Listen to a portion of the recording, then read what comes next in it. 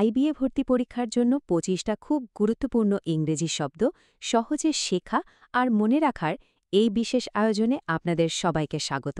চলুন তাহলে শুরু করা যাক। তো আমরা কিভাবে এগোবো তার একটা ছোট্ট ম্যাপ দেখে নিই। শব্দগুলো মনে রাখার সুবিধার জন্য আমরা এগুলোকে ৫টা দলে ভাগ করেছি। যেমন জিনিসপত্র কিভাবে একে অপরের সাথে মেলে, কিছু অপ্রতিরোধ্য শক্তি বা অনুভূতি, বিভিন্ন ধরনের কাজ আর চেষ্টা, কিছু বড় ধারণা ও বিশ্বাস, আর সবশেষে কিছু দরকারি গুণাবলী আর অবস্থা নিয়ে কথা বলবো। আমাদের প্রথম গ্রুপে আমরা এমন কিছু শব্দ দেখব যেগুলো দিয়ে বোঝানো হয় কিভাবে জিনিসপত্র একে অপরের সাথে জুড়ে যায়, একসাথে কাজ করে কিংবা একদম ভেঙে চুরে যায়। আচ্ছা, প্রথমে দেখা যাক ম্যাশ শব্দটা, যেটা একটা ভার্ব। এর মানে হলো যখন দুই বা তার বেশি জিনিস একেবারে ঠিকঠাকভাবে একসাথে কাজ করে বা খাপ খেয়ে যায়। যেমন একটা মেশিনের গিয়ারগুলো যদি বলি, the gears of the new machine mash perfectly. আবার ধরুন একটা টিম ওয়ার্কের ক্ষেত্রেও এটা ব্যবহার করা হয়, যেমন the team members did not mesh well and the project failed, মানে টিমের সদস্যদের মধ্যে বনিবনা হচ্ছিল না। ম্যাশড হলো এটারই অ্যাডজেক্টিভ ফর্ম, যেটা দিয়ে একটা সফলভাবে খাপ খাওয়া অবস্থাকে বোঝানো হয়। যেমন দেয়ার স্ট্র্যাটেজিজ ওয়ার পারফেক্টলি ম্যাশড, মানে তাদের কৌশলগুলো একে অপরের সাথে দারুণভাবে মিলে গিয়েছিল। এবার আসি উইভ শব্দটায়। এটাও একটা ভার্ব। এর আক্ষরিক মানে হলো সুতো দিয়ে কিছু বোনা, যেমনটা কাপড় বোনা হয়। কিন্তু এর আরেকটা খুব সুন্দর ব্যবহার আছে, যখন আপনি অনেকগুলো আলাদা তথ্য বা ঘটনাকে একসাথে মিলিয়ে একটা গল্প বা প্ল্যান তৈরি করেন। যেমন ধরুন, দি author skilfully উইভস together historical facts and fictional characters in her novel. এই প্রশ্নটা কিন্তু আমাদেরকে কানেকশনের শব্দগুলো থেকে সরাসরি ডিসকানেকশন বা বেমানান অবস্থা বোঝায় এমন কিছু শব্দের দিকে নিয়ে যাবে। ডিল্যাপিডেটেড, এই অ্যাডজেক্টিভটা দিয়ে এমন কিছু বোঝানো হয় যা অনেক দিন ধরে অবহেলা বা অযত্নের কারণে প্রায় ভেঙে পড়ার মতো অবস্থায় চলে গেছে, একদম জরাজীর্ণ অবস্থা। যেমন আমরা বলতে পারি, we found dilapidated old shed at the back of the garden. তবে এটা শুধু বিল্ডিংয়ের ক্ষেত্রেই না, অন্য যে কোনো কিছুর ক্ষেত্রে হতে পারে। যেমন ধরুন একটা কোম্পানির আইটি সিস্টেম খুব পুরনো হয়ে গেলে বলা যায়, the company's dilapidated IT infrastructure was causing constant problems. এবার আসি দুটো মজার শব্দে, ক্লাঙ্কি আর আনউইলডি। দুটোই অ্যাডজেক্টিভ। ক্লাঙ্কি মানে হলো কোনো কিছুর ডিজাইনটাই খুব বাজে, বিদঘুটে, আর ব্যবহার করতেও খুব ঝামেলার। যেমন পুরনো দিনের মোবাইল ফোনগুলোর কথা ভাবুন, the first mobile phones were very large and clunky. বা কোনো সফটওয়্যার ইন্টারফেস যদি খুব কনফিউজিং হয়, সেটাও ক্লাঙ্কি। অন্যদিকে আনউইলডি মানে হলো কোনো জিনিস এত বড় বা এত ভারী বা এত জটিল যে সেটাকে নাড়ানো বা সামলানোই খুব কঠিন। যেমন the big sofa was too unwieldy to fit through the narrow door. আবার ধরুন একটা বিশাল রিপোর্টও আনউইলডি হতে পারে, কারণ সেটা পড়ে বোঝাটাই একটা বিরাট ঝামেলার কাজ।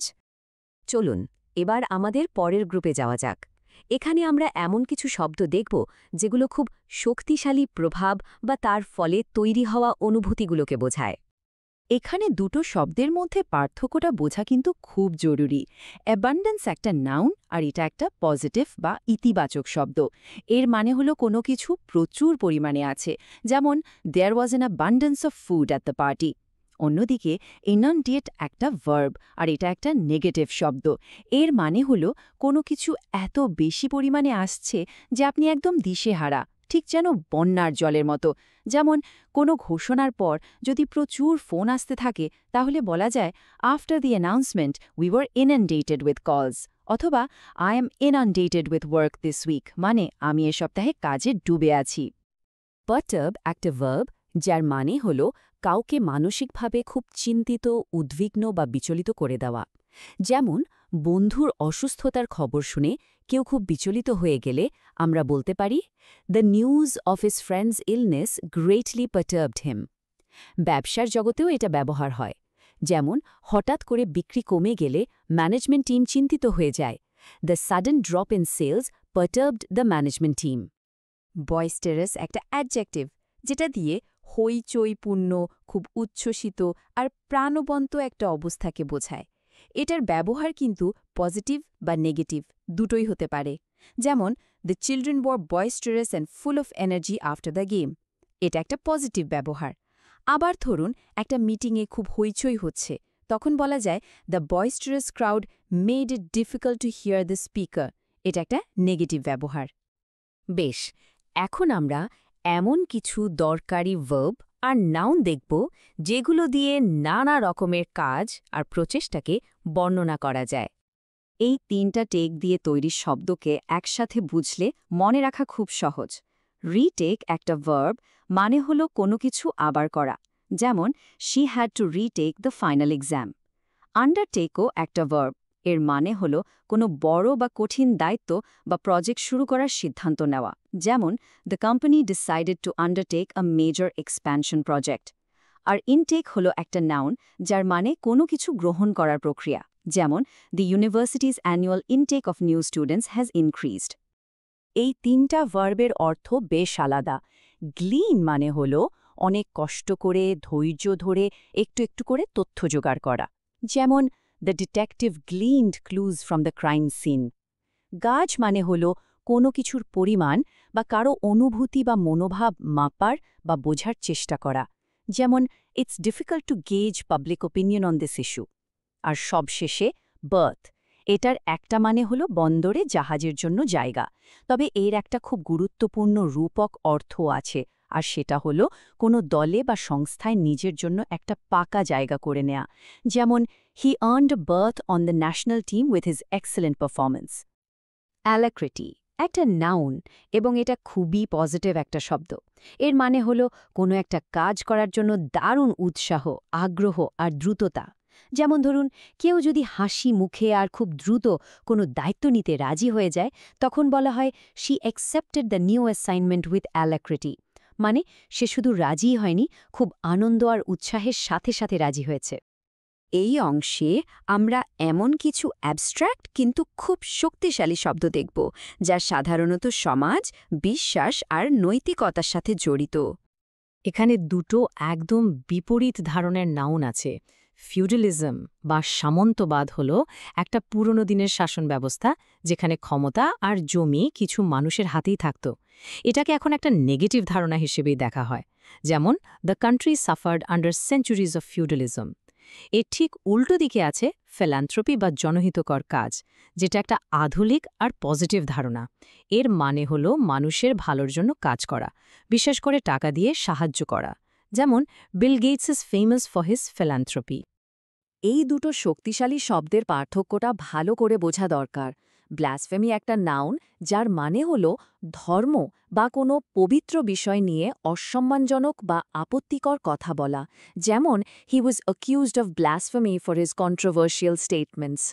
অন্যদিকে ইভ্যাঞ্জেলিক্যাল একটা অ্যাডজেক্টিভ, যা দিয়ে বোঝানো হয় যে কেউ নিজের বিশ্বাসকে খুব আবেগ আর উৎসাহের সাথে প্রচার করছে, যেমন he is an evangelical supporter of environmental protection. খেয়াল করুন, এই শব্দটা শুধু ধর্মের ক্ষেত্রে না, যে কোনো আদর্শের কট্টর সমর্থকদের বোঝাতেও ব্যবহার হতে পারে। আমাদের শেষ গ্রুপে এমন কিছু শব্দ আছে যেগুলো প্রায় সব জায়গায় কাজে লাগে। এগুলো দিয়ে মানুষ, জিনিস বা কোনো পরিস্থিতিকে বর্ণনা করা যায়।